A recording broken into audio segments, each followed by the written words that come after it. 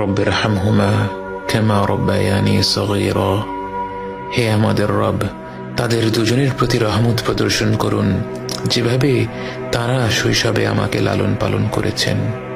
বাবা মা যে পরম স্নেহ মমতা দিয়ে একজন সন্তানকে লালন পালন করেন, সৃষ্টি জগতের কোনো কিছুর সাথেই তার তুলনা হয় না। এই মমতায় কোনো স্বার্থ নেই, নেই কোনো শর্ত।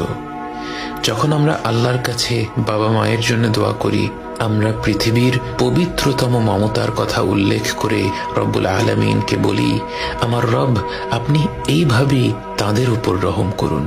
বাবা মায়ের জন্য এই দোয়াটি পবিত্র কোরআনের মাধ্যমে আল্লাহই আমাদের শিখিয়েছেন।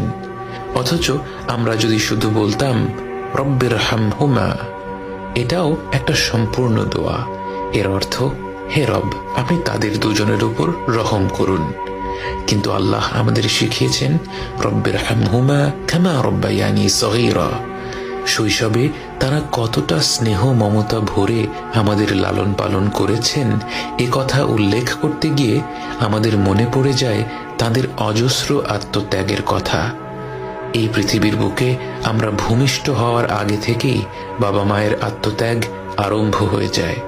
রাত পেরাতে গর্ভবতী মায়ের ঘুম ভেঙে যায়, যখন তখন প্রচণ্ড ক্ষুধা পায়, শরীর খারাপ হয়, বমি হয়। বাবাকে সর্বদা সতর্ক থাকতে হয়, গর্ভবতী মায়ের যখন যা প্রয়োজন সেটার ব্যবস্থা যেন দ্রুত করে ফেলা যায়। জন্মের পর থেকে বাবা মায়ের সময়সূচি বাচ্চাকে ঘিরেই গড়ে ওঠে। বাবা মা যখন হাত তুলে তাদের রবের কাছে দোয়া করেন, তার কতটুকু নিজেদের জন্যে আর কতটুকু সন্তানদের জন্যে তা তো কেবল আমাদের রবই জানেন। এবং তিনি জানেন বলেই আমাদের শিখিয়েছেন রব্বিরহামহুমা কামা রব্বায়ানি সগীরা। হে রব, আপনি তাদের দুজনের উপর রহম করুন, যেভাবে তারা শৈশবে আমাকে লালন পালন করেছেন।